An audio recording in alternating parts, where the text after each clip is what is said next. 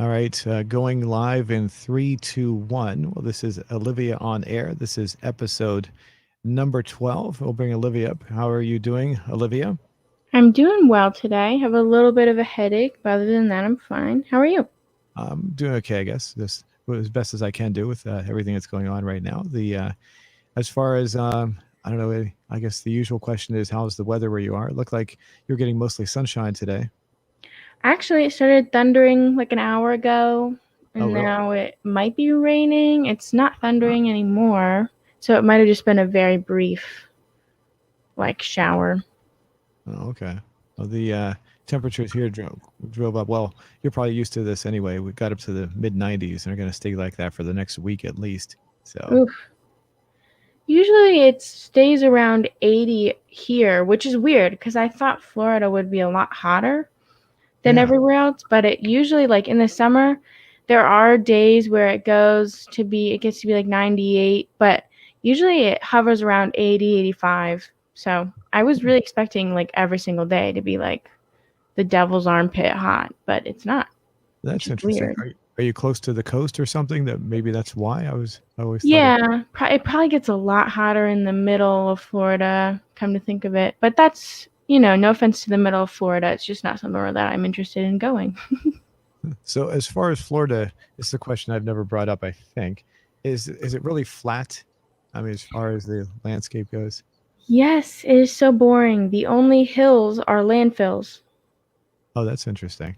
It's very boring to look at because I'm used to the Northeast. And it's also like not, there's no hiking. There are hiking trails, but I think they're lame without the like hills and stuff. Are they really hiking trails at that point? Wouldn't that just be walking trails? I guess at that. That's really what I'm thinking because people around here call it hiking, but it's like, I don't think it is. I mean, maybe if you walk for long enough, it'll feel like hiking, but That's if interesting. it's not like going over a mountain or something, then I don't know. Yeah, no, that's my thought. I was hiking. Hiking always conjures up images of, climbing up something in some fashion, some way, shape, or form, going up or down in some way. I can't imagine being flat on a flat landscape being, like that. It's just, and I guess, the only time you ever see, getting off the hiking part of it, but like if you're driving, I guess if you go over a bridge, at that point you're going up a little bit. So, I mean, other than that, I guess I didn't realize Florida was so flat. I can't remember where I heard that recently, but I was like having a conversation, and it's like, wow, I didn't, I know that Florida was built from what I remember seeing on a TV show, and I assume it's correct that it was built up over the millions of years from sediments from the bottom of the ocean up. So, versus the rest of the country, which was basically part of the continent, whereas Florida was not really part of the continent, it kind of became it part of the continent over the time period, and that's why it's so flat, I guess. That So, makes sense. and that's why why Florida is also, I might have talked about this, is more prone to sinkholes than any other part of the country. So, Yeah. Yeah, because it's so like, it's the soggy state. the and as I mean, and overall, do you think Florida? Would you? I mean, you've been in different places. Would you recommend Florida as a nice place to live, or what would you live? And what would you say is the best place out of all the places if you lived? if you are a rich person, then I'd say Florida would be a nice place to have a home in. Like a lot of the rich houses that I see, like it's like really nice big houses. Some of them are even like colonial style homes.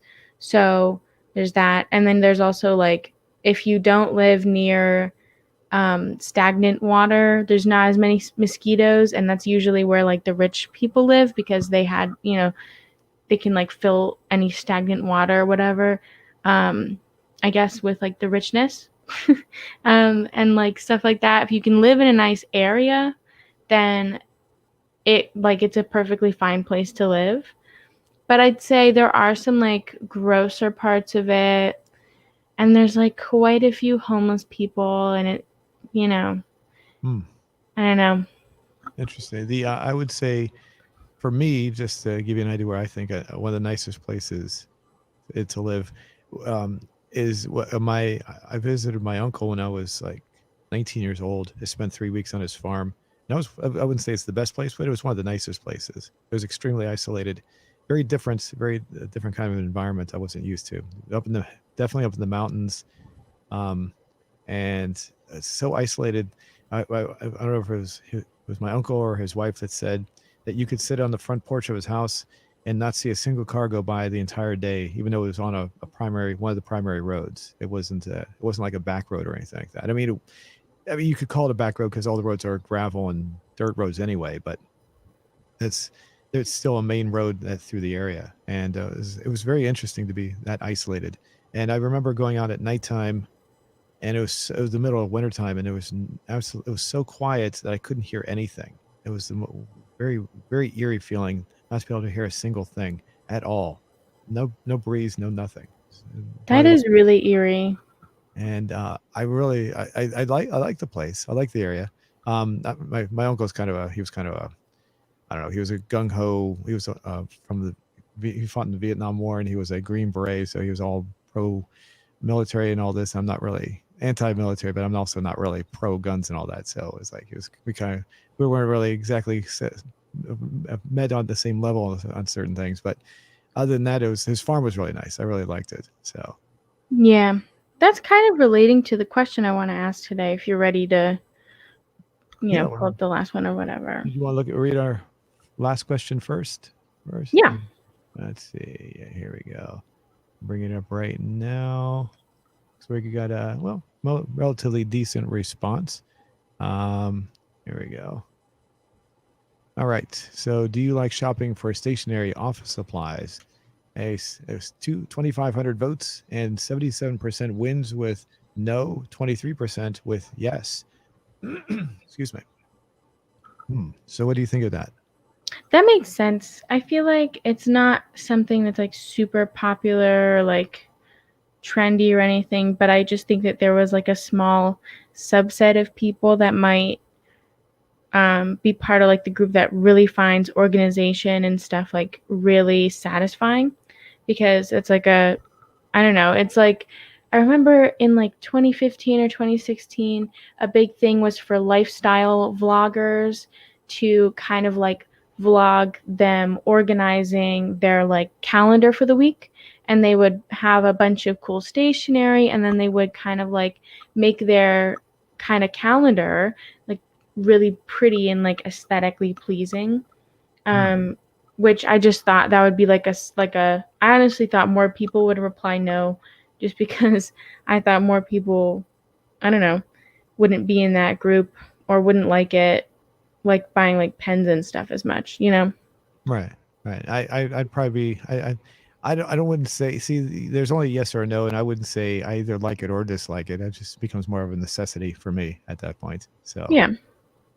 So I wouldn't say outright no, I don't like it. I mean, there's certain things I do like. I used to buy the old Bic 4-color pen. I don't know if you've ever seen one of those. I think they still make them, or a variation of it. They made it for like 20 years, at least 20 or 30 years, and everyone would always comment that I always had this Bic pen, and I guess that's kind of in the area of, I think, because I used to have to go to the stationery section of the store to find that stuff. So kind of. I don't know if it really counts for stationery though, but um, it does count. It would count for office supplies. Let me see if I can bring up a picture of one of those. Give me a second here.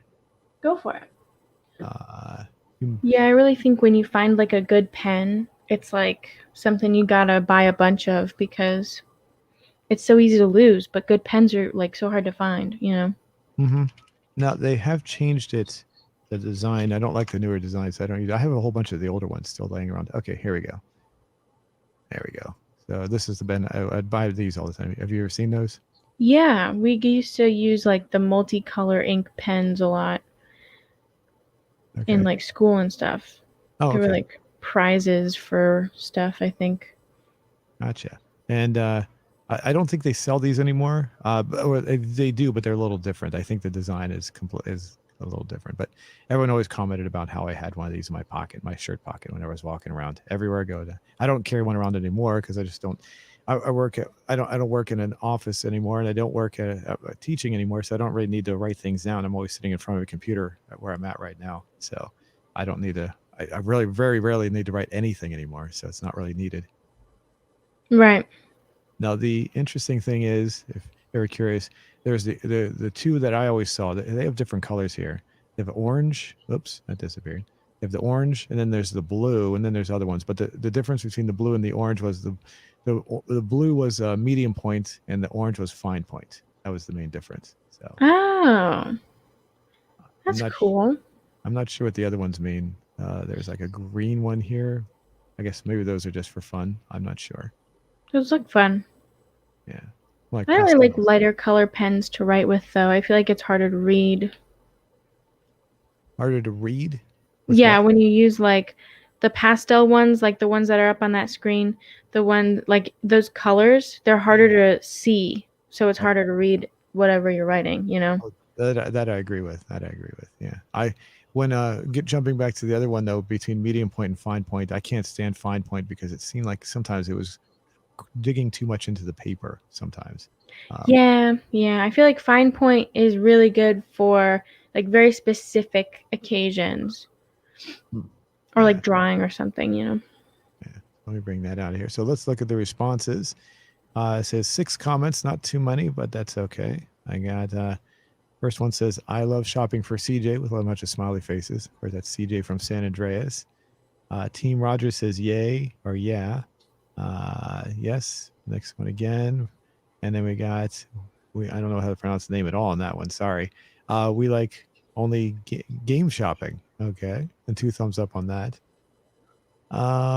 Let's see. This was a long one. So I love to make shopping for more and more crafty items, paints, brushes, and more things such as paper clips, binding clips, high litter. I'm sorry, what is that? High lithier pen? Not sure what that is. Highlighter, Oh, maybe? highlighter pen. Okay. And okay, that makes more sense. And more craft things. I don't know how to tell this. I show more interest in crafts, paintings, drawings. Disclaimer is that I say disclaimer. One main thing is that in crazy things about this, I love making, drawing, painting, but don't know what to draw or how to start. And in this thinking time, I don't draw anything. Okay. That is relatable. Sometimes it's hard to come up with ideas for sure. And then we got Sandeep Mohan R, who comments a lot, saying, yes, I love shopping with a big smiley face. So, and 5 thumbs up for that. Nice. Cool. Alrighty. Well, that's not a bad response for something that I don't think too many people would really consider really whether or not they think about liking it or not. That's actually a pretty decent response to be sure. So, So yeah, you were talking about a farm, and I was just thinking an interesting question would be, I don't really know how to word it, so like don't type it yet, but I just think it would be interesting to know like if the world went off the grid, how many people think they would like do well? Because okay, I was watching this YouTuber Emma Chamberlain, and she said in one of her videos that she, if someone gave her like seeds to plant something, she wouldn't know how to do it. And that's just kind of wild to me because like my whole life my parents kind of showed me the basics, uh like basic skills of being able to like plant things and grow gardens and things like that, and like, you know, wash clothes and do the dishes and stuff. And it's just kind of wild to me that some people don't have that kind of basic level of how to do things, which isn't a bad thing because it's not really something that um like schools teach or anything like that. So it's not something that most people would know how to do. But I mhm. just think it would be like interesting to know how many people think that they would be able to. I don't want to say survive because I feel like when I say off the grid, people might automatically think like kind of like a either like a purge sort of thing or like a apocalypse sort of thing. But I just mean like if all civility was maintained and we just didn't have any electricity or power for like a month or something, do you think you would be able to like grow your food and stuff like that? You know what I'm saying? Do you know how to word that maybe? Hmm. let's see. If I'm trying to figure out how to word that. If we have, if we lost, let's see, if we lost, uh, if just electricity, I mean, because I mean, there would still be people obviously that would be able to do that. You know, um, farmers for sure. They would know how to. They don't need electricity to do the things they're doing. So, Right. I mean, if we lost, so I guess from the average person, I guess say we could say for the average person, maybe. Yeah. Um, if we lost, would it electric? What else would we combine with electricity? If we globally lost electricity, Oops. Okay. I can't spell globally anyway. Okay. um, Well, we lost electricity. Would you be able to survive? would you be able to take care of yourself? Oh yeah, that's a good. If would you be able to take care of yourself and then in parentheses do like grow your own food and hand wash your clothes and things like that?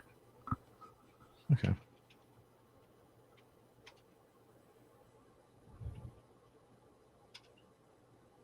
All right. What was the? Give me those again. Grow your own food. Oh, your. Oops. There was a TV show that did something like that. It wasn't done very well. It was made by the same guys the same people that did the TV show Lost. In fact, it came out shortly after that, and it starred several people from the show Lost. I can't remember what it was called now. I tried to watch it, I just couldn't get into it. I watched like a few episodes and gave up. The premise was silly though because electricity was somehow banned permanently throughout the entire universe. Um, so due to some, and there's like obviously that wouldn't that's scientifically it doesn't make any sense. But then somehow because of that, all the governments completely failed as well, which also doesn't make any sense. So, and so everyone, Yeah, that probably wouldn't work out. that's probably why the show wasn't that good. It didn't last very long. Grow your own food. What was the other? What was the other? One of the Hand other? wash clothes. And wash clothes. Um, maybe like uh, cook or something. I don't know. Cook, Cook. etc. Cook. Okay. Cook. ETC. Question mark. Put this on a second line, maybe like that. Yeah. Okay. Well, for the average person, if we globally lost electricity, would you be able to take care of yourself, grow your own food, and wash? Okay, that looks good. All right. So, what are the answers you want to put on this? Yes. Okay. Um, Sorry. There we go. Put that in the wrong spot. There we go. maybe like yes, I love survival and like you know how there's some people that are fanatics for that kind of thing. Their hobby is like survival. Oh, yes, I'm a survivalist. That's it. So that would be a separate response than the first one. Yeah, because I feel like some people it's like, yeah, I could probably get by, but I don't have any special skills in that category, you know? Okay. So I'm a survivalist. Okay. I And guess no. then no, yeah. Okay. And then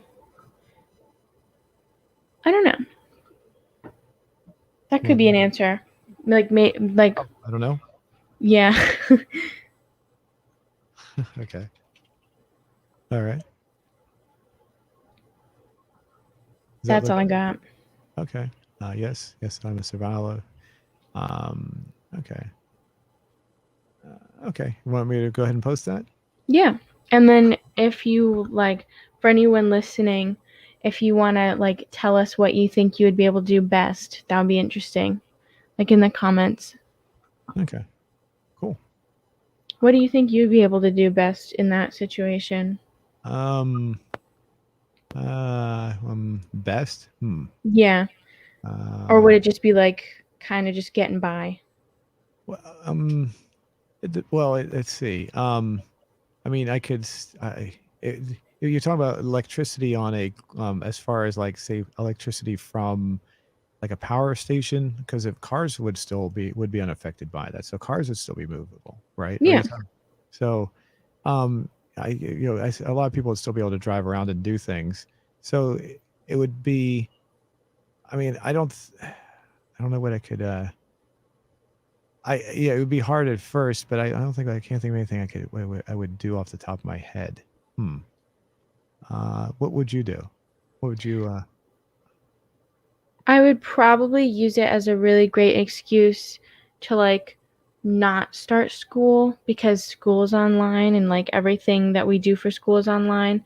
And that way, my school would have to reach me through the mail, and that would take a really long time to talk back and forth. So that would be a fun delay.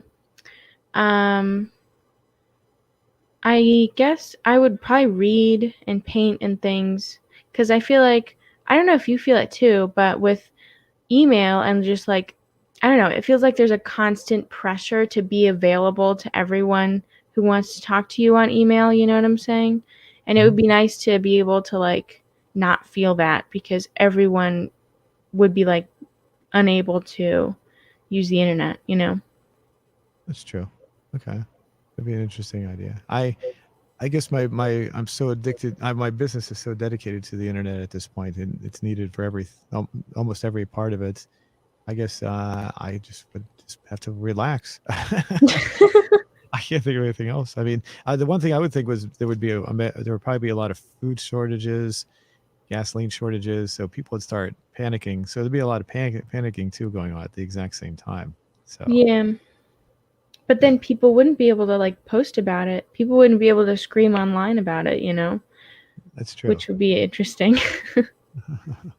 The and yeah, it'd be yeah, it'd have to be very somehow that would have to be very a total. I'm not sure how that would even be possible to have a total loss of electricity throughout the entire planet, but it'd be interesting. It would be an interesting idea that would that happen. I'm That's trying. for sure. I'm thinking of when the hurricane hit. Was that Katrina, the one that hit New Orleans? The that I was think so. yeah, that was pretty. That was pretty. From what I've seen, it was pretty bad. So I can imagine something similar to that almost, and that this after the storm is all done, just people not being able to do anything, and they're just stuck for a long period of time until everything got back up in time. There was a long recovery period for that part of the country when it came through. So Yeah, for sure. I remember in elementary school, whenever, um, whenever that happened, uh, there was like this whole mass kind of collective of people saying if you have any spare change. I don't know why they were peddling this to children because I just feel like children are the people with the worst, like the least amount of money, you know. But they were like, if you have any spare change, we're gonna collect it and then give it to the victims of Hurricane Katrina. And the same thing happened with like Harvey and every time there was a, you know, an emergency. But I don't know. It's kind of weird thinking back on it because it's like kids have the least amount of money out of any demographic ever. mhm. So collecting like quarters from them. I mean, every little bit helps, I guess, but it's kind of funny. uh, all right. Well, we were going to go and play the. I know my fans are probably waiting for this part. We were going to play a video game. So and we've never done this before, so I guess I should describe how we're going to do this.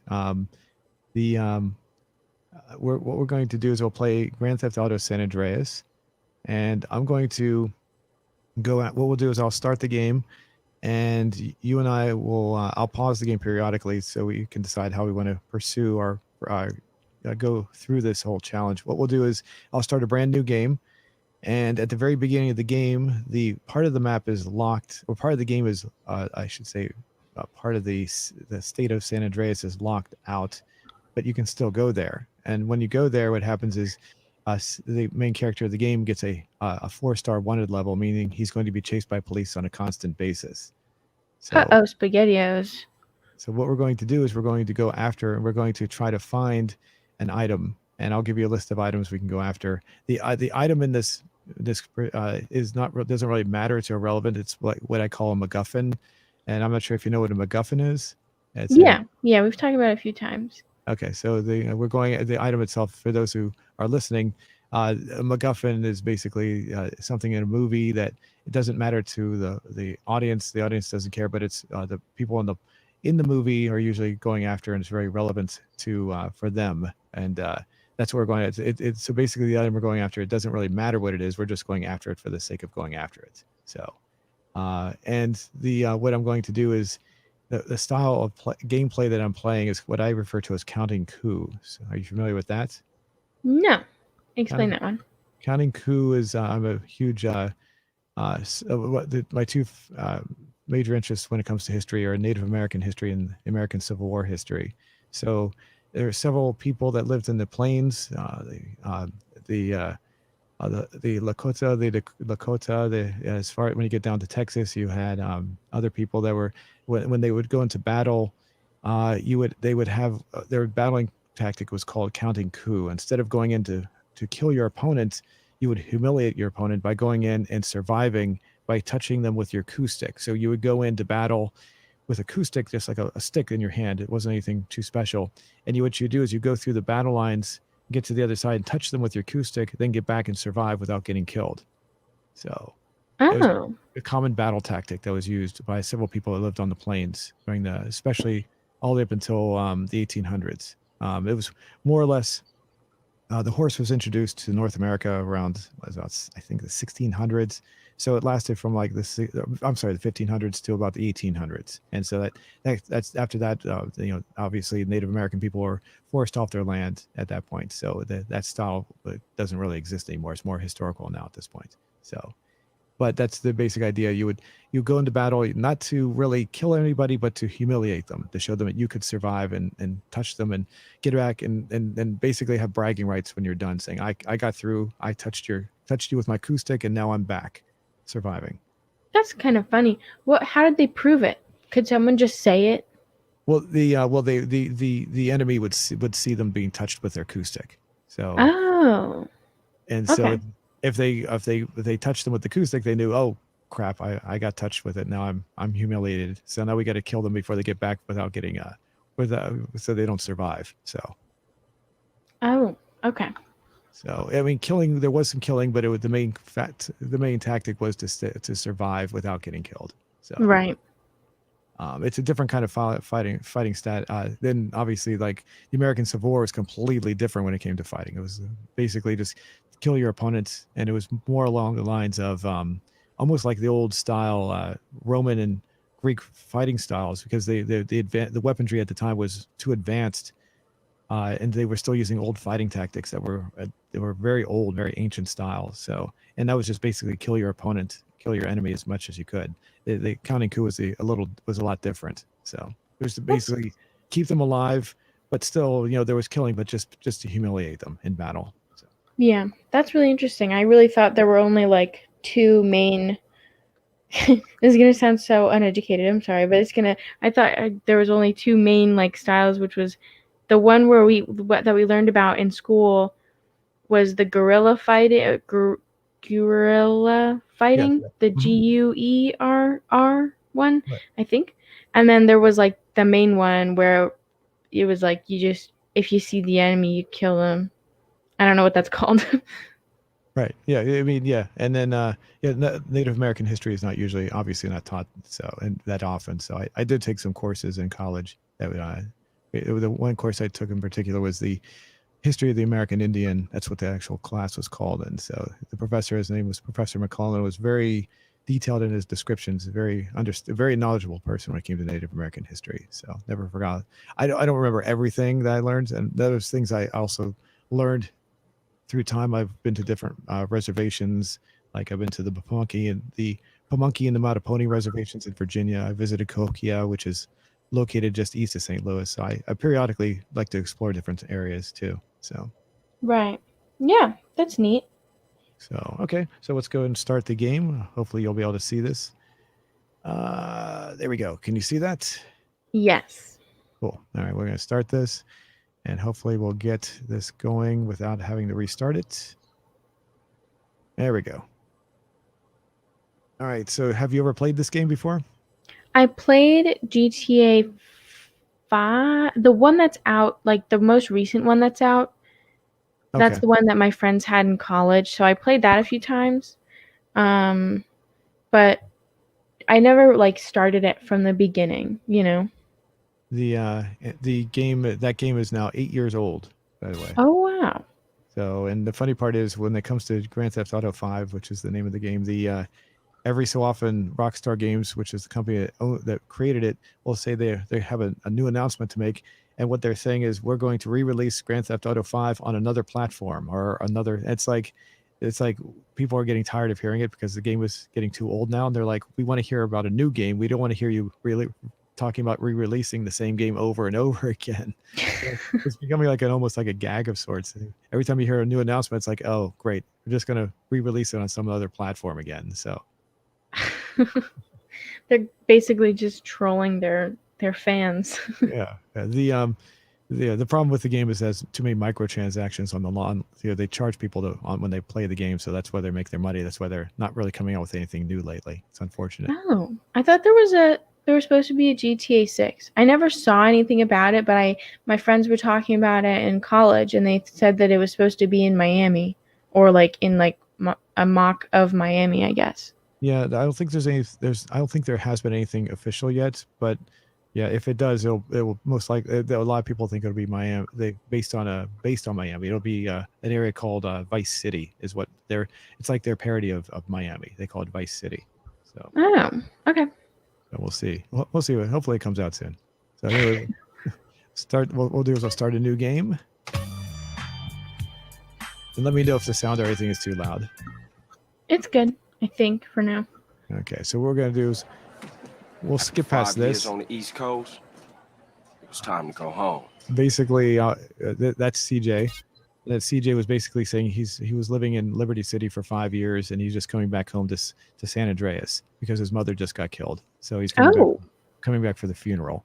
So what I'm skipping past, it takes about a couple minutes. So I figure we can just skip past it. But basically, when he gets, excuse me, when he gets picked up, when he drops off at the airport, he gets picked up by a couple of crooked cops. And they basically tell him that they're going to tell him what to do from this point forward, that he's basically under their control. And what happens is he really has no way to argue with them. So he just says, okay, whatever. And at the very end of the whole animated scene, they drop him off in an alley, which is right here. So that's where we're at. Well, that was rude. Very rude, yes. So this is CJ. We can take a look at him. There he is. Okay. He looks cool. What I'm going to do is I need to adjust the settings 1 second. Unfortunately, where is not that one. The mouse setting on this, for some reason, always resets. So I had to readjust that. So that's what I'm doing right there. Okay. And make sure the display settings are okay as well. Yep, we're looking good. Okay. So now he's just standing there walking around. Are we supposed to get that bike? Yeah, if you want to. You don't have to get the bike. So I'm going to show you what the map looks like. Okay, so this is the map. Actually, I'll press one key. There we go. There's the entire map. Now, as you can see, the area where the little blinking part is, that's where he's at right now. Most of the map is, I can't use a mouse or anything, unfortunately, but most of the map is kind of grayed out, so you can't really see it. You see right. So what we're going to do is we're going to go in one of those part of the game, part of the map that's grayed out, that's going to give us a high star, a very high wanted level. And that's where we're going to go get our MacGuffin. So right now, CJ is just in a part of the game that's unlocked. So if he goes around, he's not going to get the wanted level. So, all right. So there's a closer map look at it. So we can show, here's the map. This right here is Las Venturas, which is a parody of Las Vegas. Right here, see right here when I'm pointing the mouse, that's Area 69, which is a parody of Area 51. Nice. Over here, this is San Fierro, which is a parody of San Francisco.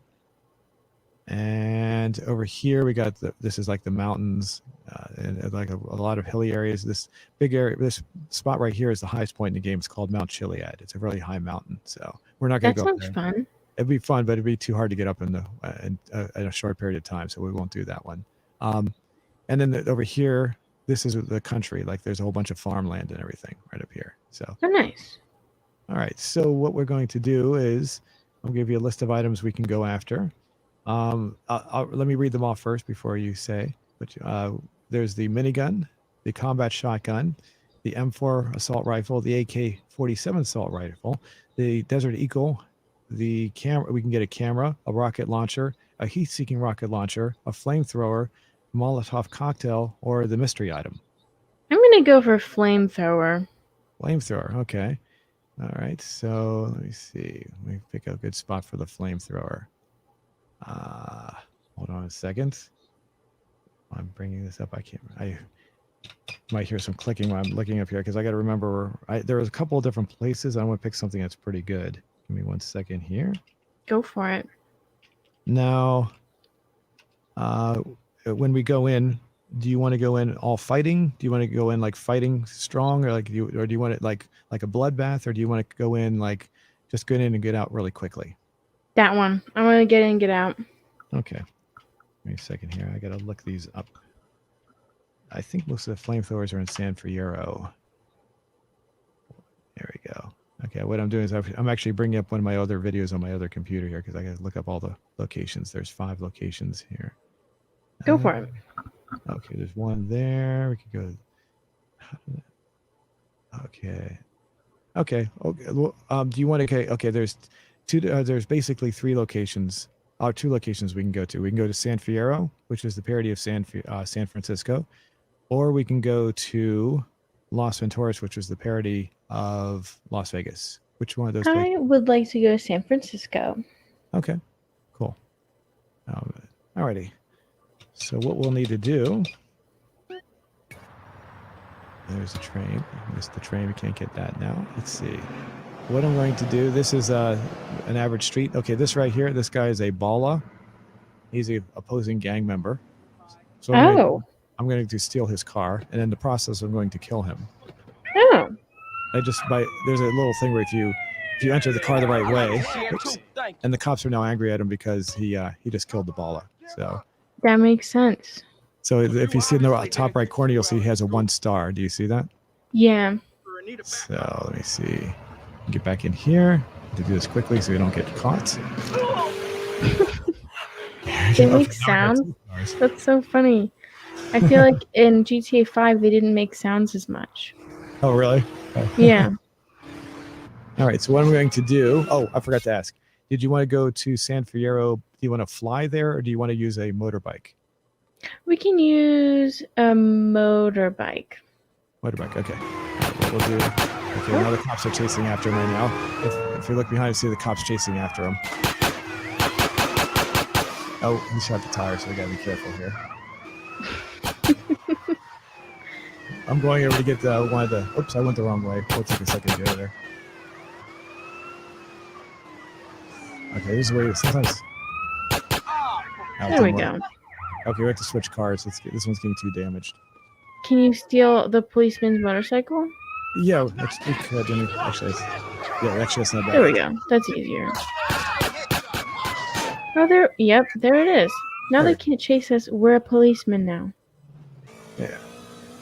Okay, that was a bribe right there. I just got rid of the one of the stars. I don't know if you saw that.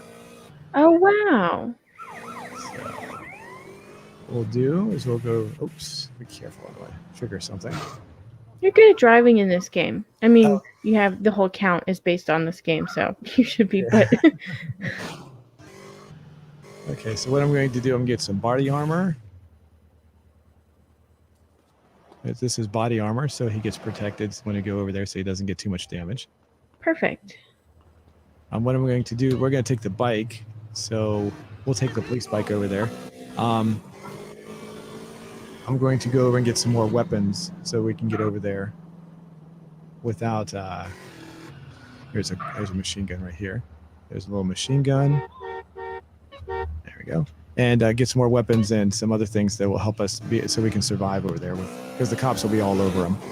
Perfect. And if we die, do we go to the hospital like in GTA 5? Like we like come back, out of a hospital, or is it somewhere else? It will be Yeah, if he dies, yes. If he gets arrested though or busted, he'll appear at a police station.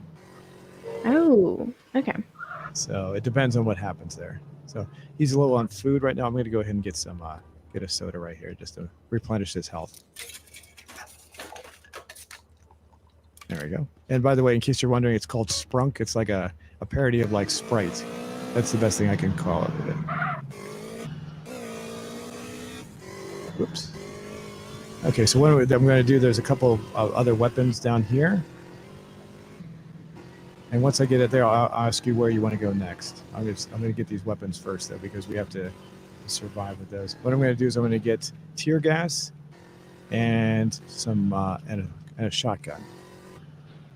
Those are good weapons to have. So here's the tear gas. All right. And let me get on the bike first. Have you answered many questions from strangers? No way. It's interesting to see how like far graphics have come Oh yes, that's true. Yes, as video games have like gotten better. Yeah. Mm-hmm. Okay, so there's the shotgun. So now I'm going to scroll through at the top right. You can see all the weapons he has. He has the tear gas. There's his fist. There's the shotgun and the machine gun. So he's got Nice. enough of it. So now I'm going to ask you. Here's the map. Okay, so we can go to get to San Fierro. We can go. The best place to go is right here, in my opinion. We can also go over here and try to cross there. There's barriers in place, so when we get over there, you'll see we have to sneak across because they're locked out. So I'll trust your judgment. So you want to go this one, the easier Yeah. way? Okay, I'll do that. Can you play music on his radio? Yeah, we could do it on this because the police bikes don't have radios, but in a regular car, yes. But I guess we'd get a copyright claim if we did that, so we can't do it. So. Oh, okay, that makes sense. Now I forgot to ask you. There are a couple different flamethrowers. There's at least 3 of them. There's only 2 in San Fierro. There's one on a ship right here where I'm pointing. That's a ship. It's on top of the ship. There's also another flamethrower back here. It's in a rundown building that's kind of falling apart. So which one do you want to go for? Are they different in any way, the actual flamethrowers? No, they're they're exactly the same. There's nothing different about them. I'll do the ship one. We might fall into the water. That would be fun. Okay. Let's see. What I'll do is I'll put a marker on there so we can see where we're going. It's right about there. There we go. All right. So what we'll do is we're right here. So I'm going to go down here, go up here, and I'm going to try to sneak across. Hopefully we make it. And then and what I mean by that is sometimes I don't, and we fall into the water. So we'll have to fight our way through at that point. If we don't, it'll be a breeze to get over. So, and then we'll take the back roads to the country. There'll be a tunnel we'll go through, which is right about here. And then we'll go down and get to the ship, and then we'll come back and make it all the way back to his home. And the goal is to get back to his home and start the first mission. We won't play the first mission, but what we'll do is we'll just get to the point where we start the first mission of the game. Right. Okay. Okay, here we go. So what I'm going to do is I'm going to take a back way that I like that avoids all the cars. So we're going to go behind the airport. Okay. And you can see the airport, like, I'll show you to the right. There's the airport, like it's on the other side right there. So these are the hangars for the airport. And as you can see, there's nothing back here. So it makes it really easy to get past everything. Yeah. So what are the other GTA games, like what places are they based off of? Okay, the Grand Theft Auto Vice City is like we were talking about Florida before. That's based on Miami. Right. Then there's Grand Theft Auto 3, which is in Grand Theft Auto 4. They're both based on a fictional city called Liberty City, which is based on New York City. Oh, I was wondering about that because I feel like New York City would be a hard one to base it off of, just because there's not many like back roads or anything, or like open land or anything like that. Oh yeah, it's very much very very urban, very much. Right. They do have a big Central Park like area, but that's about it as far as wooded areas go. So. Yeah. All right. So what we're here, I'm going to stop this. We're about to make this jump. This is the point that's the crucial point, if we can make that or not. So what happens, sometimes cars will pull right in front of you. You'll see the barriers, and I have to jump across this river in order to make it across. So Like with the vehicle, yeah. is there like a better vehicle to get to do that? Or As long as it's a fast bike or a car, it's usually pretty good. But sometimes what happens is another car gets in the way, and I end up falling into the water. Or sometimes it just doesn't make it quite across all the way, so he ends up falling into the water anyway. So, yeah. And you can't swim in this one, or? oh yeah, you can. It's just it'll be a little bit more challenging because we have to find another vehicle at that point. That's the thing. Oh, okay. That makes sense. So I'm going to try to go really fast. Oops, there we go. Do they have sharks in this game? Yeah. There's some sort. Here we go. Hold on a second. Sorry.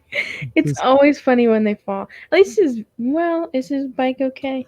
Yep, it's okay. So we made it. So we don't have to look for another vehicle. So right now, answer your question about sharks. There's a shark in Grand Theft Auto 5 for sure. Yeah. There's some underwater life. I think there might have been a shark that was supposed to be released, but it wasn't or something. So I can't say for sure if there's actually Oh, one. that's lame. So, but we just made it across there. So what's going to happen is in a minute, you're going to look at the top right screen. You'll see 4 stars pop up. That means the cops are going to chase us. So it's going to be an endless chase from that point forward. Oh, their cop sense that we crossed the bridge, and that's illegal. Exactly. So. Yep. So here we go. And there it is. So it goes up to 6. And what I'm going to do is I'm going to go to the back roads or through the farmland area to avoid them. Actually, you know what? Let me ask, which way do you want to go? Do you want to go the farm way or do you want to go on the road? I should have asked you. You should have had a choice in that. My mistake. The farm way, I mean, that's the one I would have chosen. That's the more logical way to go. You could like hide behind a tree, you know. Okay.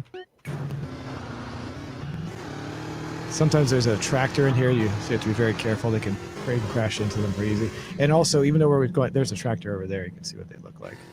Oh, fun. So the cops, even though we're on a farm, the cops will still chase after us. So it just, because we're not on an actual road, they don't know how to drive in that area because they're not programmed very well. So that makes sense. So they have to stay on the roads? Yeah, mostly. They can drive off the roads, but once they get off the roads, sometimes they lose their sense of direction. So. Right. Okay, so here's the tunnel. There's the cops. Oh, there they go. And they are relentless. They don't care. Okay, so we're in the tunnel. If you see right here, this little gray line, that's the tunnel. That's fun. Now, what we can do, so here's the ship. We have to go up there. This is Easter Bay Airport right here. So what we can do is when we get to the end of the tunnel, we can either jump into the airport because there's a big cliff right here, or we can take the road and go the safe route and go around here to get to the boat. I want to jump into the airport. Okay, good. We'll do that. Sounds like it would be a fun time.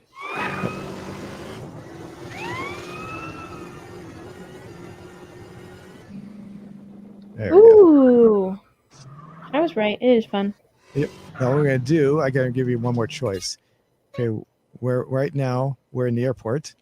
Do you want to keep the bike that he has, or there's another bike that's right here? I don't know if you saw it. We drove past it real quickly. It's a faster bike. Do you want to keep the bike we have, or go with the faster speed bike? Let's go with the faster bike. We're already getting chased by the cops, so you might as well. Okay, here we go. Okay, there it is. You have to be careful because sometimes they come up and ram you really hard. Okay, so we're in the airport.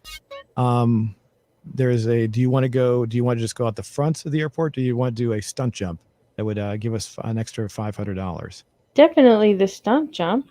Okay, cool. Do that. Now that we have the red bike, the super ultra cool one.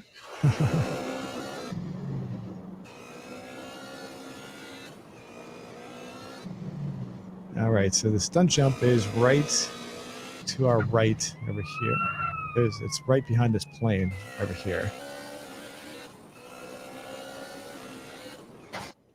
Ooh. Get the cinematic effect, and then if we land correctly, we'll get $500. Oh, provided that the we're gonna smack into the wall. Oh, geez. Oh, there. We got it anyway.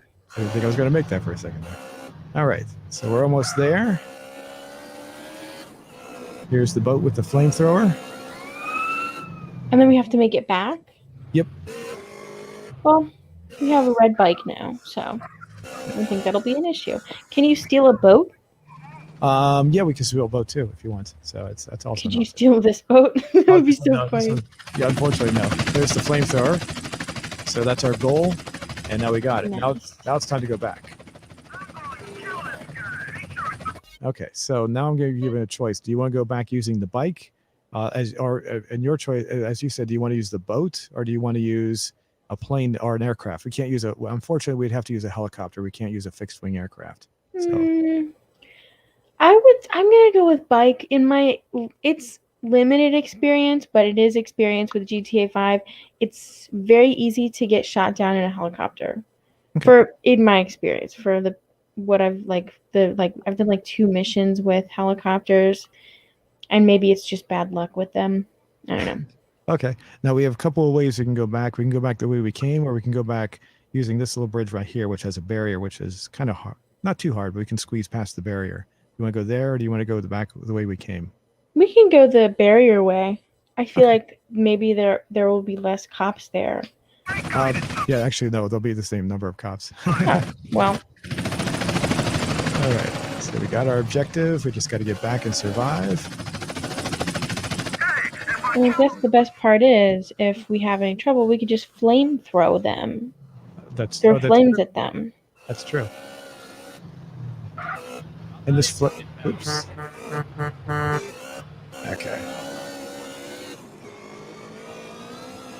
Do you ever just play this game and like follow the rules of the road and just drive around like that? Actually, I did. I made a couple of videos where I drove around and I followed the traffic, but it was kind of funny. It's kind of fun because oops, I don't know. It's just kind of fun to do a mundane thing like that. Okay, this part can be kind of dangerous. The cops will come out of nowhere. Well, let's see. There they are. Okay, there they are. Jeez, sometimes if you slow down, it'll throw them off and they start to crash more. That's why I'm doing that. There's basically 4 techniques. Cops that will chase after CJ. Cops that will, I don't know if I told you his name at the beginning. His name is CJ. Stands for Carl Johnson. There's cops that will chase after him and just chase him. There's cops that'll ram him as hard as they can. There are cops that'll try to cut him off, and there's cops that'll do a pit maneuver. So, and you can't tell which cop you have until they start to drive toward him. So it's kind of like these. You have to play it by ear. Interesting.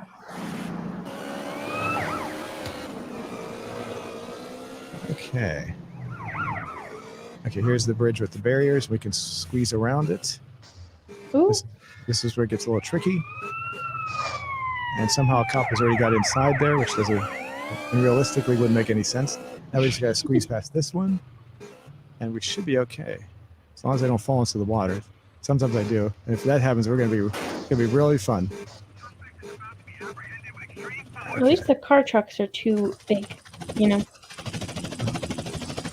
Okay, there we go. Ooh. I made it. There we go. Perfect. Okay, so we made it across. Now we're back in an area of the game that won't trigger a wanted level.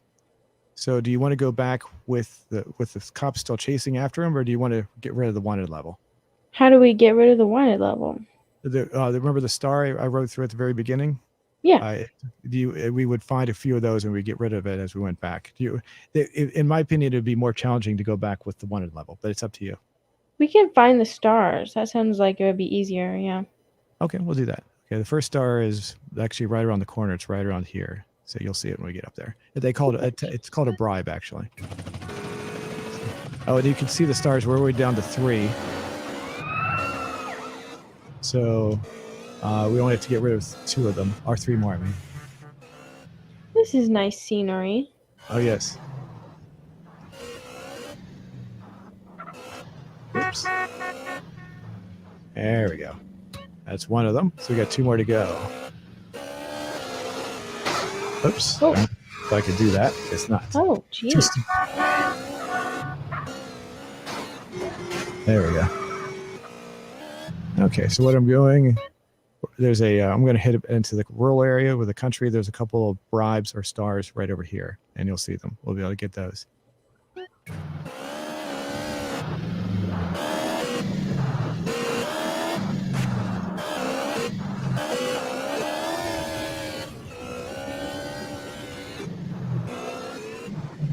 Here's the farmland. And you gotta be very careful because these they're walls that on the long side here you can slam into them really hard. There they are.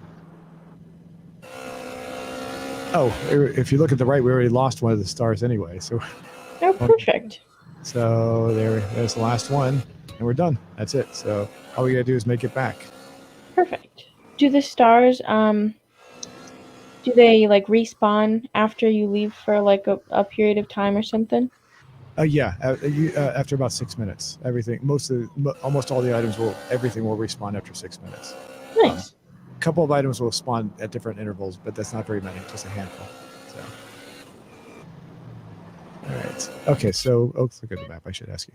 Okay. So, our objective now is to get to where it says CJ. That's the first mission. So, I guess there's not much. We could go over here and down this road, over here, and maybe down this road. Which way did you want to go? Let's go down that far road, the one at the edge. Yeah, that one. Okay, we'll do that. That looks like it would be like scenic. Yeah. I do like the world that they've built here. It's fun. Oh yeah. This was the first game that they made where they had farmland. I'm pretty sure. It's really nice. It's very intricate, the detail that they went into. Oops. Ooh. Yeah, that's a problem. If you rotate the camera around like that, sometimes vehicles will spawn out of nowhere. So. Yeah, sometimes me and my friends would do that. We would like do the cinematic angle camera where it like pans around the person in the car and try to drive like that. It never worked, but we try. It was kind of funny to watch. So what I'm going to do is there's a stunt jump right here, right there. Do you want me to jump the stunt jump like I did the other one? Let's play it safe. Okay. We'll do the stunt jump if we make it back or in the next one or something. Okay. Sounds that. This little town. By the way, the names of the areas at the very says Palomino Creek. It appears at the bottom right every time you enter an area. I don't know if you saw. Nice. And can you like go shopping for CJ like in the GTA 5?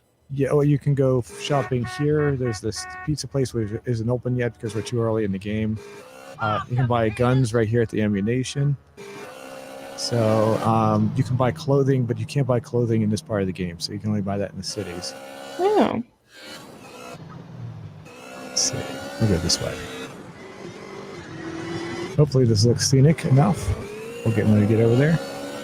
It's already nice. I like the clouds and everything. That's fun. Oh, there we go. Not good. Oh no. I feel like, I don't know if I just don't remember it well or not, but in GTA 5, what was his name? Franklin and Michael and Trevor. I feel like they were more fragile. Oh, than CGI. sometimes they probably are. Yeah. I feel like if they had fallen from that, it would be like wasted or something. Here's here we're on the scenic, so you show where we are right now, so you can see the beach line. It's not really a beach per se on this part. Right. Are they allowed to go and relax on the beach? Yeah, and there's more other areas where there's a lot of swimmers and things like that. That's fun. But yeah, this part is not really meant for beaches. Oh, here we go. Let's say that real quick. These are Vagos. Uh-oh.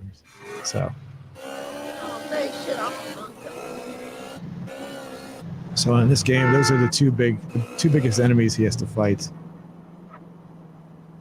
What are their names again? There's the ones we just saw with the Vagos. Yeah. And then the ones we saw earlier, the ones that were in the purple, those are the Balas. Okay. So we're almost there. We'll be just about ready. Wrap it. Oops. Let's make that.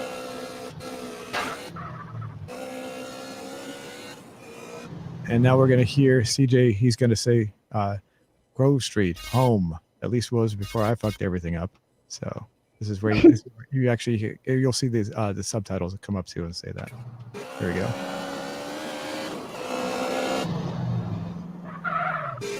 Grove Street, home. At least it was before I fucked everything up.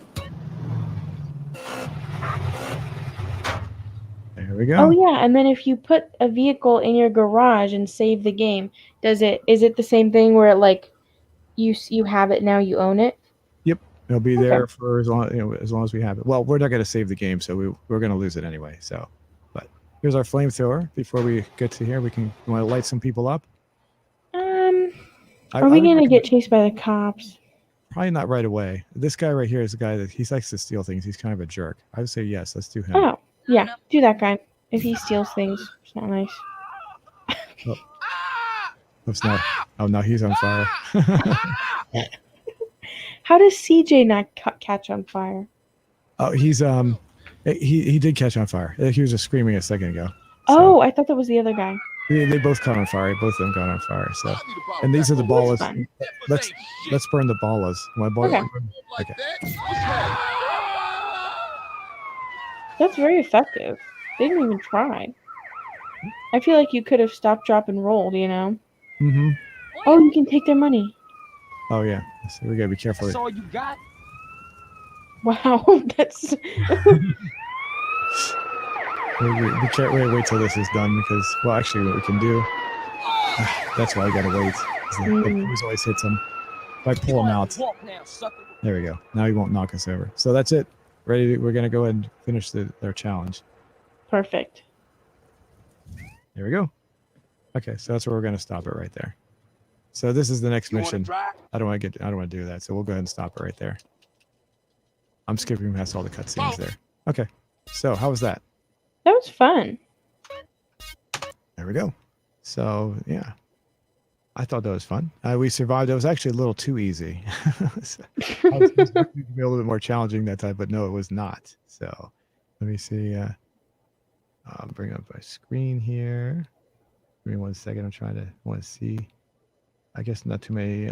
No, we had 15 people watching, but we didn't get any comments about the game. So I was hoping to get more comments about the gameplay there. So, okay, well, that was pretty cool. So I enjoyed that. Oh, look at that. We got that's fun. Visual effects. Let me go ahead and remove that. So that was cool. Alrighty. So was that overall, how would you feel about that experience? That was fun. That's about how I thought it would be. A fun game of, I mean, Grand Theft Auto. Just thieving cars. So, makes sense. But you know what? I thought I would be able to recognize like high value cars from low value cars easier. Like I feel like in GTA 5 it's very obvious which cars are of more value and which ones aren't. But maybe it's just because I don't know, maybe it's just because they look more modern and stuff in that game than and this one is like a bit more, I don't know, they all kind of look universally the same sort of. Yeah, the thing we were mostly in, we didn't really see that many different vehicles. That's the thing. So there are sports cars that really stand out, and there are expensive cars that stand out as well. So if we had gone to a different part of if we'd gone to Las Venturas, we would have seen a lot more fancier cars, for sure. So we were in San Fierro, but we didn't really see too many cars there. So we were near the docks, which is more of a what do you call it, like blue collar area. So you're going to see more lower class cars in that part of the city. So that makes sense. And when we're in the country, the cars are pretty much the same as the blue collar cars. So, and it's the parts of Los Santos we went to were also kind of a lower income area. So there you're going to see lower cars, the lower class of cars there. So yeah, what we saw were basically the lower class of cars. There are higher class. We didn't really go into. We kind of skimmed past when we made that first jump over the water. That first jump, that was a rich area. So we might have seen a couple there, but because we're going through so fast, we probably didn't notice them, meaning you and I. I wasn't looking out for them. Otherwise, I would have, if I saw one, I would have pointed them out to you. So. Oh, yeah, that makes sense. I do like it in GTA 5. In the country, they have like the four-wheelers and stuff like that, which is fun. I don't Oh, think they have tractors though. I might be mistaken. Maybe like a few, but I don't see them. yeah, they do have some sort of a tractor. It's not like it looks a little different though, but they do have tractors. That's for sure. So, um, the and the four wheelers they have those in this one in this game as well. So they call them quad bikes, which is kind of I always think of a bike as being two wheels, but they call it a quad bike anyway. So, but yeah, they definitely have the tractors in Grand Theft Auto 5. They're kind of bigger looking. So, probably don't see them as much on the roads. I haven't played it in a while, so I don't remember exactly. If you go to the certain country areas, you'll definitely, if you play enough, you will definitely see one. I definitely remember seeing them in the game. So, all right, Nice. cool. So we got maybe let's see. I was hoping to get a little bit more of a response. We got some people watching the game, which is pretty cool. So that's pretty cool. So, what did you have something else you wanted to talk more about how games are relevant? How did you want to discuss that part? Well, just like how you got into video games, I feel like would probably be a lot different different from how I did. And I feel like it's interesting to discuss how video games are. I feel like for people who don't play them, it's very easy to kind of categorize them all under one umbrella, or categorize the kind of people that play them all under one umbrella, but they really do. They're like so versatile and they affect people in so many different ways. I think it's interesting. Okay. Well, I guess yeah. Well, when I was younger, I played video games. Then I stopped for a long time. I guess you could say, kind of. Um, so, trying to. I played the arcade games a lot. I liked Pac-Man, and there was the one particular game I liked was Super Pac-Man. I actually bought during the 90s. I actually bought a full-size Super Pac-Man arcade game, which I still have, but it's not working right now. It's something it just stopped working one day, so I can't play it anymore. So I had to get it fixed. But the I was hooked on that game. Uh, the games nowadays are definitely a lot different than what up and through the 90s. A lot of times you had to play a game from beginning to end. You really couldn't save your progress. So the at least those kind of games I up I played a lot of games on. I had an old. Let me see. Did you know Atari used to make computers? A lot of people don't seem to know that. I wasn't sure if you knew that. I was not aware of that, but I also didn't. I mean, like I have done or I've kind of done some like surface level research about um like video games and computers and things like that, but it's kind of harder for me to get into it personally. I think it's interesting, but like it can get a little complicated, just like computers and the history of them and stuff like that. So Okay. Well, but when I was a kid, we had. I'm going to bring them up right here. I was just trying to adjust the screen for a second. So these are the old Atari computers. So I was hooked on those when I was a kid. So the very first computer my family got was this one, which was the Atari 400. And if you look at the keyboard, you can see it's a flat membrane. There were no buttons. So that's so cool. the little door right here that you could push that little button down, and you could are you able to see that? Okay. Yeah. Okay, so the screen for some reason on mine just kind of flipped around. Okay, I'll just make sure you can see it. Okay, you could push this little button down. You could put game cartridges in there too. So it was a computer plus a game console of sorts. And later on, I got this computer, which is the Atari 800, which is supposed to be more powerful. You could also open this up. The interesting thing about this one is you can open up the back, and let's see if I can find this.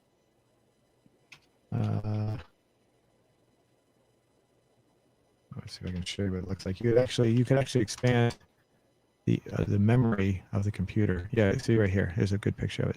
So you could actually open up right here. There we go. You could actually open up the back, and you could actually expand the memory of the computer back in those days. So That's so cool. And there's the cartridge, like you put a little cartridge in there to play a video game, or the cartridge would actually also have like Microsoft Windows. It wasn't Windows. I'm sorry. What's it called? Microsoft Basic. I think it was called Microsoft Basic. There was Basic and there was Microsoft Basic. So there were two different kinds of Basic you could use, which was a programming language, and they used flavor. Anyway, this was just getting into how I started with computers, with video games. I had a lot of games back in the day, what we'd do is we would get our disk drives. We'd go to our little groups. We'd have these little after school groups, and uh, what we would do is we would just copy video games. Someone would have a bunch of video games. We would just go stick their discs in there. We didn't really learn anything at these little get-togethers. We would just copy video games. So by the time we all left. We all had several video games for free that we didn't legally own. So it was just a common thing, and that was very old.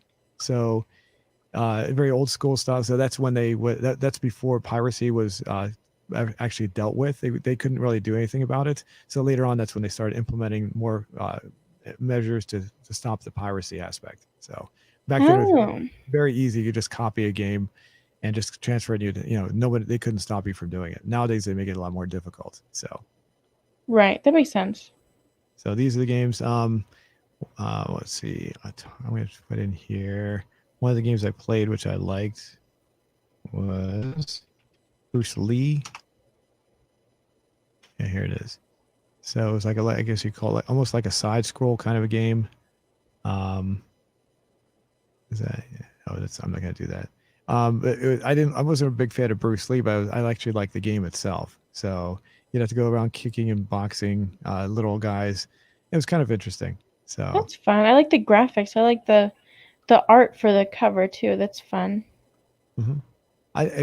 Because I got this for free because I basically stole it. I never saw the box until now. So that's cool. It's kind of interesting. I didn't know what it looked like. During the 1980s, the games, I stopped playing games like during in the late 80s into the 90s. In 1992, I don't know if you've seen this before. The Sega Game Gear. Have you ever heard of this? I've seen some Sega stuff, but I don't know. There it is. I've not seen that. I saw the I think one of the controllers or something. Okay. The what happened was during the 1990s, I had a bottle cap and I entered it into into a thing you had to call it up on your phone, and you enter the code. And what I did was I entered the second chance prize because the bottle cap didn't win. I ended up winning on the second chance prize. I won one of these handheld devices called a Sega Game Gear. That is awesome. I've never heard of someone like winning like a actual prize from a bottle cap or anything like that. Like one of those kind of like marketing ploys. Mm-hmm. I never thought anyone actually won anything from them. It was kind of funny because it wasn't the initial prize. It was the second chance drawing. So whoever, nobody got the first prize, so they had to give it away still. So one day I got a call from a woman saying you won the Sega Game Gear, and I said, "Oh, really? That's cool." And because I had entered my phone number when I entered, and she said, "Where do you want to send it?" And I gave her my address, and I didn't know what it was, and I got it it arrived I don't know, within a few weeks or whatever, and I was like, "Oh, well, that's pretty cool." So, mine does not. I still own mine. It's all worn out, but mine did not have these big buttons. See how the buttons are kind of big? Mine look more like this, like tinier buttons. I'm not sure. But the game on there, that's one of the games I played with, Sonic the Hedgehog. I got hooked on that one during the 90s. So, but that was the only game I really played were the ones on this little Game Gear. I didn't play on my Atari computer that much at all. And then after that, I didn't start playing games again until like the early 2000s. And then what I played was a game called Driver. Let's see if I can. And another game called Duke Nukem. I can get this here. Okay, here's Driver. So Driver was a very basic driving game, kind of similar to Grand Theft Auto in some ways, but you couldn't get out of the vehicle. You're just driving all the time. So this one, you were playing an undercover cop, and the guy, his name was Tanner, and you just basically had a small story, and you just had to go from 4 different cities, Miami, San Francisco, Los Angeles, and New York City. And you would progress through, and you had to drive. Everything was a driving challenge. So I also played Duke Nukem, which specifically one called Duke Nukem 3D, which is this one right here. Ooh. I might put this one up on some more videos. basically you had to battle all these different monsters. It was based a lot on the engine that runs the game is based on the same one that ran Doom, if you're familiar with Doom at all. I am vaguely familiar with that. Okay, the original Doom and Duke Nukem were very similar. In fact, they were so similar that they would like if you wanted to modify the game, they would give you these little they had these books that showed you how to modify the game, and they said you could use the similar files from both games. You could transfer them over. That's how similar they were, even though they were made by different people, different companies. So Oh, I don't remember this. That's interesting. that's the picture that I was reacting to. That looks very like fun and fancy and funky. Yeah, it says Duke 3D 20th anniversary world tour on Steam. So this must be something new that I've never played before. I've never seen it. Oh, I've seen these creatures and I've seen this weapon. It's like a freeze weapon.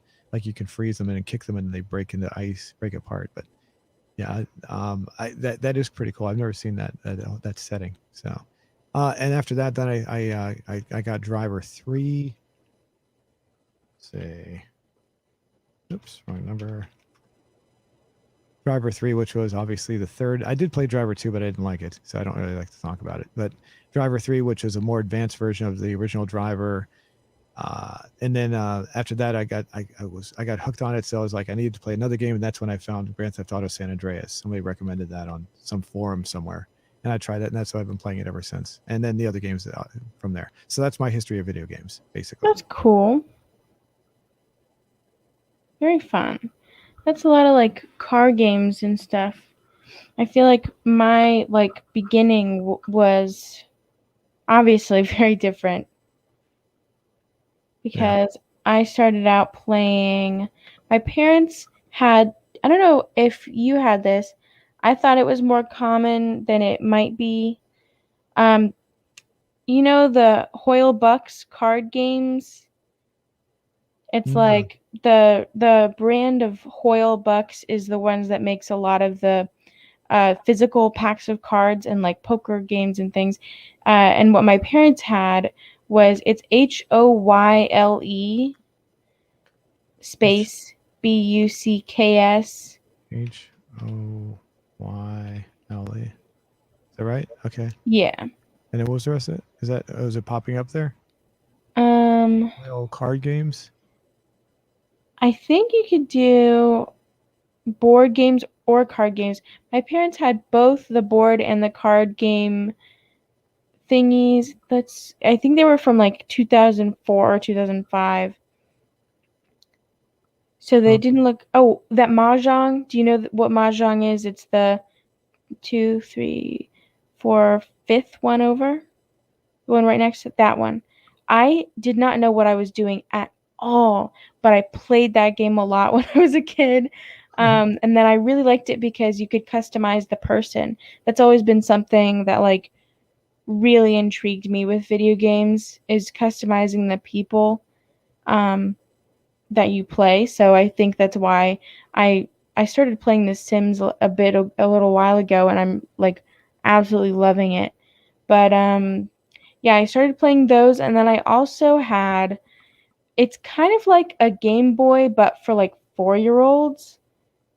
It was called a Leapfrog Leapster. So yeah, there we go. Leapster. Oh, this was left frog. That's fine. I probably will catch it anyway. There you go. And it was basically learning. I had that first one, the first purple and pink one. Oh, I had that. I played it so much. It must have been so annoying for my parents because the sound effects were like very repetitive, but I loved it. And that's how I started. I don't know if that's like, it's definitely not video gaming, but I was like 4 or 5 and I would play that, and there was like a painting game and stuff like that. And like my dad, I don't think I've ever seen like video game ads or anything, especially not growing up. And I don't have any siblings, so I didn't have anyone who was very immersed in video game culture or anything like that. But my dad would go to the computer store and he would get used games for me every now and then, and he would bring home games that he just thought I might like. And so I played the pet vet game. It was basically you were a vet, and it was very detailed. It was I think it was called Pet Vet. And it was from like 2007. Yeah, it was that exact thing. And you were just a vet, and you only were able to cure like guinea pigs and rats and bunnies and things like that.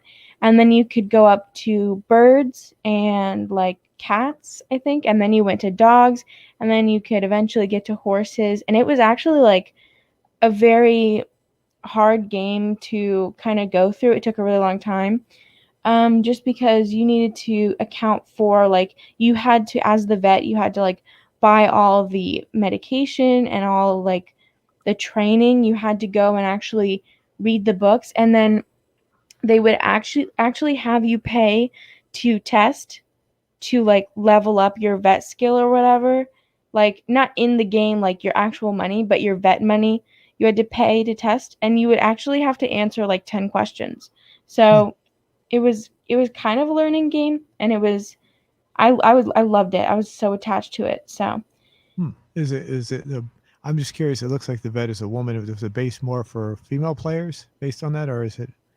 you can be any either gender, any of them. It Oh, doesn't. oh, Yeah, okay. there's options for anybody, and you can customize yourself to look like however you want. I mean, they only have like 5 outfits, but with like hair and stuff like that, you can do whatever. Yeah. Oh, And you have to buy the food, and like it was actually so fun, and I kind of wish I could play it now, but I don't have like a computer for it. But you could what's it called? You could like get shelters for the animals, and then you'd have to pay to build it, and then it would take time to build the shelter, and then you would be able to have pets there overnight.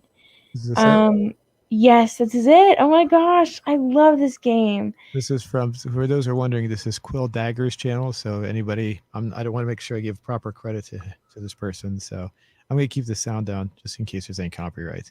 Okay. Jump ahead I here. love that game, and it took a while. I think the only thing that I really hated was how slow the running is. That's the running speed, and I just think that should have been way faster.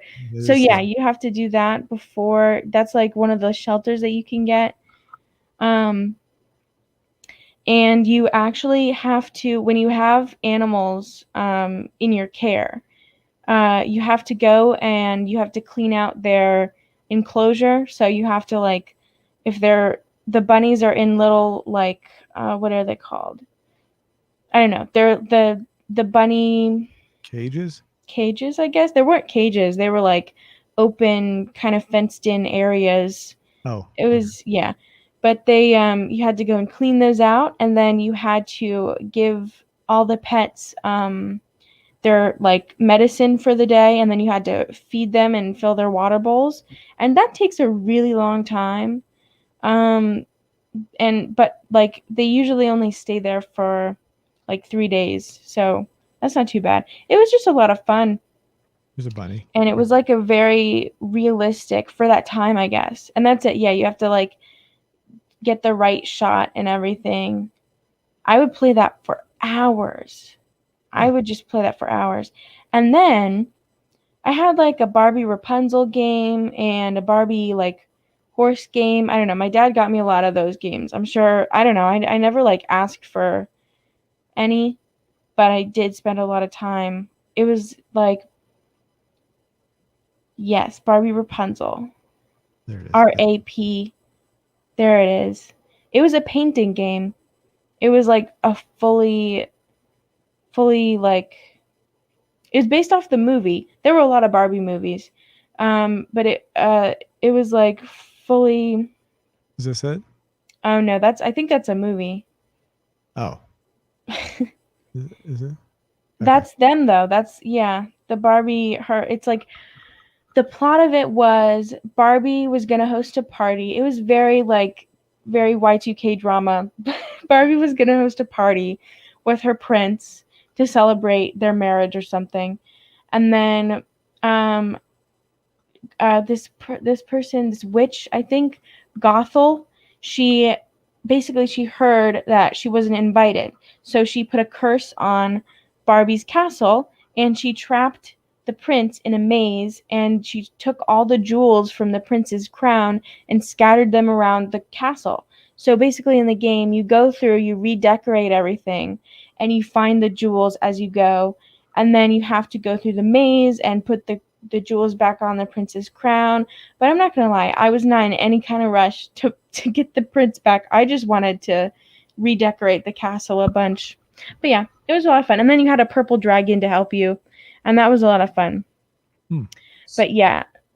So this getting back to the idea about the video games. So how many video games did you play? So this is when you were very, very young, and as time progressed, did you play other similar games? I guess is the best question to ask about that. I forget what it was called, but I think there was like a princess game that I played that had Ariel and Jasmine and like Disney princesses. I forget what it's called, but it was basically, I have no idea what it was either. I'm not gonna lie. I just vaguely remember like makeover princess game. I've tried to look it up a few times. I just can't find it. I don't know. Maybe it was like a fever dream or something. Who knows? But yeah, those were the kind of games I played up until I think in like 4th or 5th grade. My parents got me a Nintendo 3DS. It was a red one, and it was super cool. There was like the like Wii Me MII, you know, those Mii's MII. The way say it again. I'm sorry. It was what? I missed something there. I'm sorry. I really did. There was the Nintendo 3DS had the little like, I don't know how else to explain it. They were like the Mii's, the MII. That's how they were spelled, MII. MII. Okay. Yeah. Okay. You want me to spell that out? Put that on here? Is that what you or are you just describing it to me? Because I'm not sure what you're. They're just like basically like people that you can customize, and it had like a camera. I'm just explaining like the base of the Nintendo 3DS. It had a camera, and it had this really cool feature where you could save songs onto the 3DS. So I had some Adele songs and like some Hannah Montana songs. So that's just kind of funny to look back on. And I think it had a few other things like a motorcycle racing game and stuff like that. But I had my dad got me a few games. My favorite one was this one called Style Savvy. So that was one where you owned your own boutique. And yeah, I think my video game experience has been like majorly shaped by the games that my dad has found at the tech store. That's exactly what, oh my gosh, it was so fun. Trendsetters. It was the Style Savvy Trendsetters. It was so fun. You had your own boutique, and you basically made that you would go to the mall, like the buying center, and you would buy a bunch of clothes for your store, and you could stock up on clothes for your store. And then that animation brings back so much. Oh my gosh. Those were so fun. It was very anime style. I wasn't really into anime, but this was like, I really loved everything in it. The clothes were so realistic. And it was interesting because when you put your time zone in, the game would correspond with like your time. So when it was fall, you would have to dress your like people to fit that so that they wouldn't get like hot or anything. I don't know. It was really cool. You had your own store, and in the daytime you would make outfits and things, and sometimes your customers would invite you out to take pictures and stuff like that. and then sometimes like and you like became more famous as you played, and sometimes there was this photographer who would take your picture, and then you could go on your phone and you could see like the magazine. It was called Nuances. The magazine was you would have like a page on there about you if you got your picture taken that day. And every like outfit was a different style. And as you can see, it's very like you could be like it's for everyone. It wasn't really I mean, I guess they targeted girls, but I feel like it was a game that could easily be played by everyone, and you could like customize everything so much, which was so fun. Um, Yeah. yeah, it was just like a really fun game. And then at night, you would go to the competition center and you would create like outfits for competition, and then your model would walk down, and it was actually really hard, and there were like different levels um, to play, and it was like a beginner's competition, like a like a moderate level, an intermediate, and then an advanced level. And as you got better, like you just like got more like press and stuff like that, and then your boutique got more um customers and things. It was like super fun. It was just so fun. The this definitely looks more like something that was designed for young girls or women in general. I'm not saying boys wouldn't play it, but it just doesn't seem like it's more appealing. It seems like it's more appealing for young girls, in my opinion. So the to me, it doesn't look like something I'd be interested in. Is what I'm leading up to. So That's understandable. I don't think I would be too interested in it now either, just because it's more of like a slow paced game, and it's not like super difficult or anything. But it is, I don't know, it is fun. And I feel like The Sims is kind of like a more,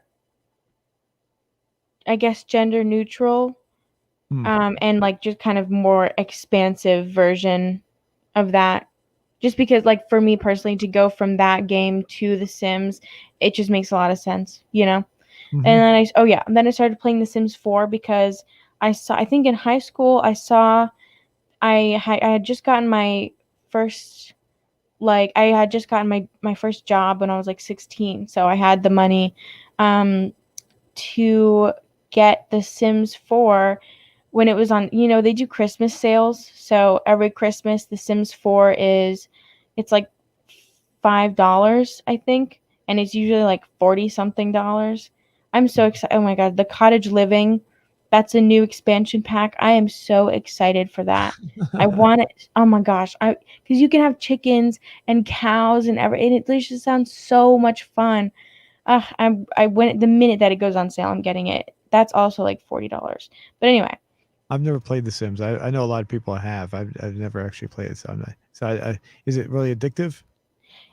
it's definitely not for everybody, but it's very nice for me. I have a bit of a control problem. I really like to be like in control of everything, and The Sims just like I guess it helps moderate that, like, for in real life, since I can, have so much control in The Sims. It's like easier for me to let go in real life. It is definitely a way of escapism also, because it's like just a completely different world. And you can build your own houses and stuff like that. And there are limits, but it's very like well developed. I don't know. It's just, I don't know. It's perfect. And if anyone wants to try it, then definitely wait for the Christmas sale, because I guess it's the holiday season sale. I don't know, because I feel like it's the day after Christmas they make it go on sale for like $5, when usually it's four. I don't know. It's much more than that. So yeah, and I didn't play it much at first, but then when in quarantine, I really got into it. Oh, okay. So I want to jump back to the 3DS for a second. So I want to the I do remember once too I saw the image of that. Let me bring that up again. Yeah. That came out when that came out, like the mid to late 2000s, right? yeah. Okay, because one of the people I worked with brought it in, And the first thing I noticed was the how similar the layout is to a game I had when I was a kid. I'm going to bring that up. Here it is, right here. It was the Donkey Kong Game Watch. You can see how the buttons are kind of laid out in a similar way. Yeah, that's so cool. The when I saw this, and there was some kid at school had this. I had to get one. So it basically it's the it's all, what was that, LCD? Or I always get LED and LCD confused. But basically, you have a little Mario, and he has to jump around and get up to the top, and he has to remove all the girders until Donkey Kong falls down. So it's a real basic game, but I thought it was really cool. I was in the late 80s, I think it was. Someone broke into my car and stole it, so I lost the original one. So we went to a store that had one left, and I bought the very last one. So I got a second one that replaced it. So I still have that second one. So, but I had no. That's so rude of someone to steal that. Jesus Christ. I know they sold that, and I had a pocket TV at the time. They sold that as well. So, and Pocket TV. yeah, let's see. Let's see what they look like. I remember I had like a small, like DVD player for road trips. Oh, that's so cool. Yeah. That's like that one episode of Friends. Oh, I really? don't know if you watched it, but watched the show. But in one episode, they were at a funeral, and Joey was trying to watch like a, I don't know, I guess like a game or something. I think he was using a pocket TV. Oh, okay. They stole my pocket TV, and they stole my little Donkey Kong game. So, That is so. I'm glad now that cars are less easy to break into. oh yeah. Well, the funny part was they broke into the car. They actually we were in Boston, my friend and I, and we walked over to my car, and the back window on the side was just laying on the ground. They had actually popped the rear window out of the car, and actually got in that way. They didn't break the window; they just popped it out. And How did they do that? because I don't want to know. because It's hard. the window doesn't roll down, so it was basically just sealed in. So it basically was just the rubber was holding it in place. All you had to do was just pry back. It was a Volkswagen Rabbit, and it just basically they just pried it out and just popped right out. So it was like because of that, I will say at least they didn't break the window, because I was able to pop it right back in again. So, Yeah.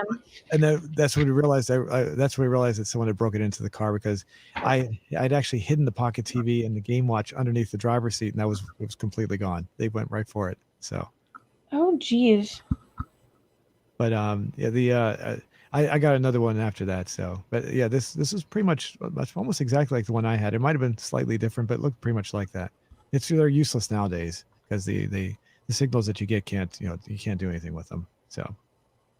They've rearranged. Back about 10 years ago, they rearranged all the channel frequencies, so you can't pick up any regular TV signals on these anymore. So, and even if you could, they're all digital now. They're not analog, so you still wouldn't be able to pick up anything. So, Interesting. back in the day, they were pretty cool to have. And I do remember I actually hooked up to my cable service, and I could actually watch cable shows on it one time. When the power went out one time, I tried it just for fun, and I was sitting there because it's battery operated. I was able to take the cable and unplug it and actually plug it in through a little wire connection I'd made. And sure enough, I was able to watch cable TV. Not very much, but I could only like 13 channels until the power came back on. That's cool. Yeah, but yeah, I barely remember these things. I assume that they were really popular at the time. Yeah, I think it was like the main things were like the Nintendo DS's and iPods. Okay, Like the ones really just I remember wanting the iPod where you like it was just like the play button and then you swirl your finger around and it's different functions. You know, the really slim ones that really just do music. It's no like there's nothing fancy. There's no touchscreen or anything. I wanted one of those so bad. And then my parents got me like a regular small MP3 player. And it was this the tiny MP3 player. It looked nothing like the Apple ones. That's right. Yeah, it was one of those. It was like, I think it was those. And then the second version where they were a bunch of different colors. Right here, like this maybe. Yeah, that pink one. That is the coolest one. The second one, I think. This one right here? Yeah, that one. Oh, That's okay. just, I wanted one so bad. And I got this tiny little MP3 player, and my dad got me Beethoven. Instead of like popular songs, he put Beethoven on there. I do remember when I was teaching one day, one of my students walked into the class and actually showed me one of these. And I was like, oh, wow, that's pretty interesting. That was the first time I ever remember seeing one of these. I don't remember which model it was. I do remember it had the little swirl circle thing on it like that. So, and it was at the time, it was brand new, whatever it was. So, whatever year they came out, it was pretty much shortly after that. So, Yeah. but I never got into them. From what I understand, that's where the word podcast actually originated from. So, they didn't. Oh. Because you would download the show onto the iPod and you would listen to it on a podcast and then as a podcast. And then they never trademarked the word apparently or something. So it just became universal after a while. So Cool. Okay. Do you want to check the question? yeah, let's go ahead and do that. Let me bring that up. 1 second here. Looks like the results are pretty good. I'm refreshing the screen so I can bring it up one more time. Here we go. So we got 177 votes. That's pretty good. 3 responses, even though it says we only have 2, which is kind of strange. Let's see. We got for an average person, if we globally lost electricity, would you be able to take care of yourself? And with a overwhelming 77% yes. Next we got 10% with I don't know, 7% with no, and then yes, I'm a survivalist at 6%. Very cool. It's interesting. That's a lot of people that think they can take care of the actual question should be, well, can they actually take care of themselves? Let's look at the responses we got so far. It's probably going to be hard for me at first, but I'm positive that I'll find people I find people who are good at one thing or another. I'll learn what is important for my survival and teach others later on. The one of the things it brings up something I don't like when I see these movies that show the future where society has collapsed. They usually call them post-apocalyptic movies like Mad Max. The Mad Max movies comes to mind. Is that for some reason people never figure out how to survive afterwards, which doesn't make any sense. I mean, there's always going to be people that know how to do things, and Right. regardless if we lose electricity or not, there are always going to be people that know how to. We already have the knowledge of how to do it. We just have to rebuild the infrastructure to do it again. That's all. The knowledge is still there. So you're not going to live the rest of the world for thousands of years is going to be living in economic ruin or just have no understanding of how to build something because we already did it once before. We'll do it again. So Right. was it the Roman Empire when they collapsed, the Western Roman Empire? I mean, they collapsed and all their cities and roads were still there, left in ruin for 100 years. But everyone, eventually they re-evolved, and that not the Roman Empire didn't come back, but society came back, and that was I forget what century that was, but it's eventually we had the Middle Ages, and that what evolved into that over a course of several hundred years, of course. But I mean, everything came back. That people didn't lose their knowledge of how to do things just because society collapsed. That's all. Right. It's not like a reset or anything. Yeah, people are gonna, and these movies just make it look like, oh no, we're gonna lose everything. We'll always live in savagery or whatever for the rest of our lives or whatever. So, or primitive ways, I should say. My parents lived without electricity for years. I could learn with them. Interesting. I wonder why his parents lived without electricity. That sounds cool. It is interesting. Sandeep says, I don't know what to do without electricity. Nature will give us survival options. I mean, there's a way for every problem in the world.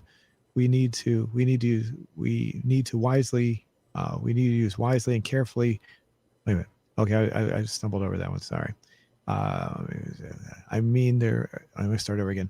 I mean, there is a way for every problem in the world. We need to use wisely and carefully to overcome difficult situation with our mind, strength, and blessings of God and our Mother Nature. Okay, so interesting. So I find the yes answer to be, yeah, I think people think they could survive, but I don't think that many people would actually at first. It would take a while to figure out how to survive after that. It would take a while, but at first, I think there'd be a lot of panic, a lot of, like I said earlier, food shortages.